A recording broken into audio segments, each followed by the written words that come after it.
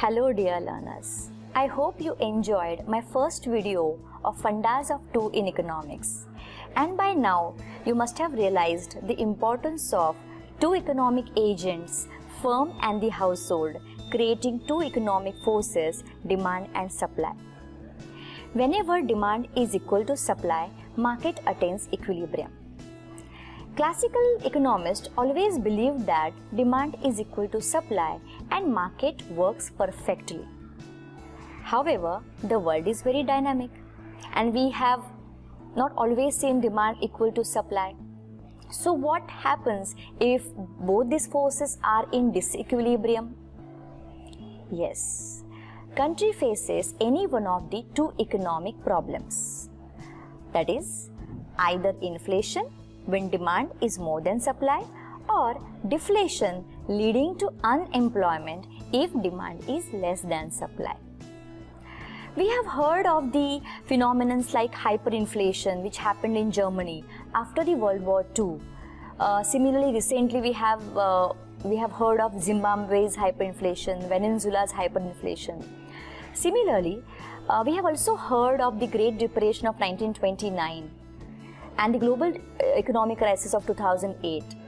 So that clearly witness that demand is not always equals to supply.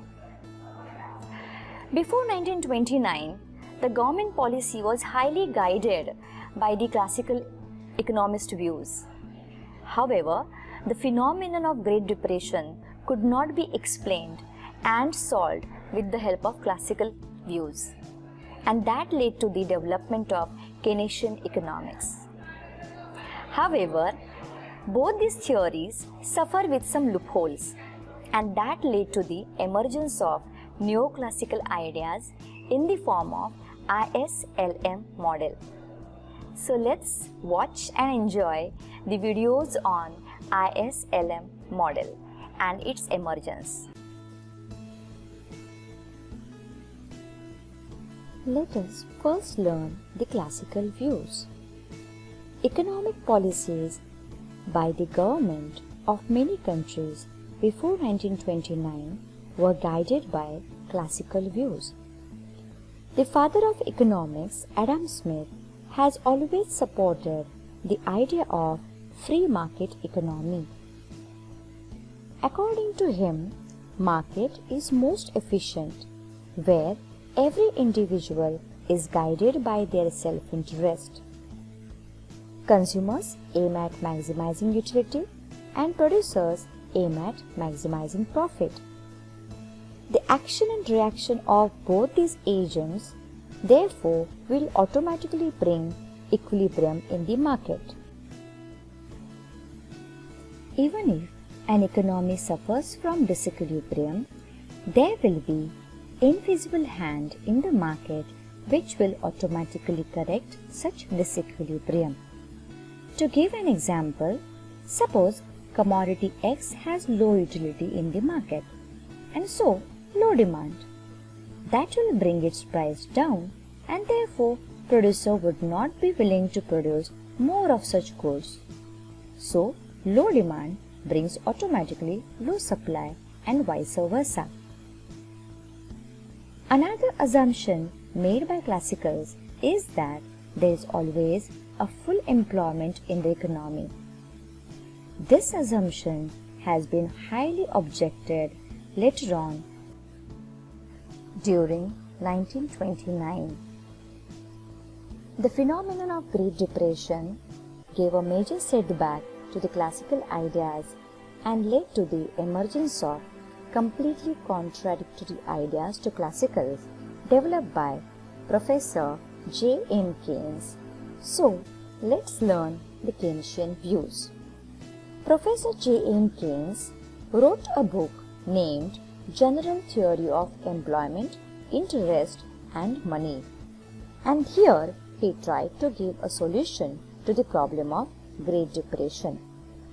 Point to be noted here is that he called his theory as a general theory, which is unlike classical theory, can be applied by any country at any time. He at the outset opined that there will always be unemployment in the economy. And the reason for this unemployment in the economy, according to J.M. Keynes, is lack of effective demand. And therefore, solution to reduce the unemployment is to increase the effective demand, and that can be done through government interference. So, exactly opposite view as what Classical had of laissez-faire economy, Keynes has promoted the government role in the economy. Now, let's learn the concept of effective demand developed by J.M. Keynes. Effective demand, according to Professor J.M. Keynes, refers to the point where aggregate demand is equal to aggregate supply. The term aggregate demand refers to total demand by all people for all the goods and services produced in the country. As we know that there are two important agents in the economy, they are firm and the household. So, there are two demands created by these two agents, and they are consumption demand and investment demand. To take an example, suppose household earns some income. A part of the income is spent by the household on the consumption goods. The remaining part is saved. The part which is saved by the household is used by the firm to demand investment goods. And this is how total demand for goods and services in the country includes demand for consumption goods and demand for investment goods. Obviously, whatever is demanded in the economy will be supply.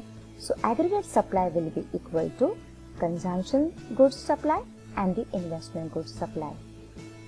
Importantly, consumption demand by the household depend on two important factors. One, income, and other MPC, which means marginal propensity to consume. That is, a percentage change in income brings about what percentage change in the consumption. Rise in the income bring about rise in the demand for consumption good. And higher the MPC, more will be the income spent on consumption. Investment demand made by firm also depends on two factors. MEC, that is marginal efficiency of capital, that is nothing but profitability of the business, and rate of interest. Rate of interest is nothing but the cost of borrowing. So, higher the rate of interest, higher the cost of borrowing, and therefore producer will be less willing to borrow more and invest less. Rate of interest, on the other hand, is a monetary variable decided in the money market, which depends upon two forces, money demand and money supply. However, money demand also depends upon the income decided in the goods market. Higher the income of the consumer, more they wish to spend, and therefore more the cash they demand. Higher the rate of interest in the money market results into higher the cost of borrowing, and thereby reduces the profitability of the business and thereby investment in the goods market. Thus, the rate of interest, which is a monetary variable, affects the real economic variable, income, MPC and MEC. However, classical theories failed to explain this relationship between rate of interest, being a monetary variable, and the level of income, which is a real sector variable. And that was a major loophole in the classical theories. Similarly, income, which is determined in the goods market, also results into change in the demand for money, because as income increases, Consumers wish to spend more and therefore they demand more cash. This rise in demand, given the money supply, results into change in the rate of interest. However, Keynesian economics fail to explain this relationship between the real economic variable income and the rate of interest. And it is therefore, in order to overcome the loopholes in the classical and Keynesian theories, Professor Alvin Hansen and Professor John Hicks came up with the new idea. Classical economics failed to explain the relationship between monetary variable rate of interest affecting level of income, which is a real sector variable, and Keynesian economics failed to explain the effect of a real sector variable level of income affecting the monetary variable rate of interest.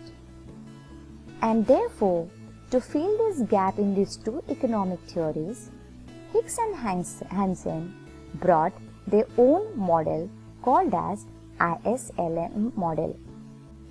This ISLM model is a good blend of good classical views on the real sector and good modern views on the monetary sector together, and therefore it is also called as a neoclassical synthesis.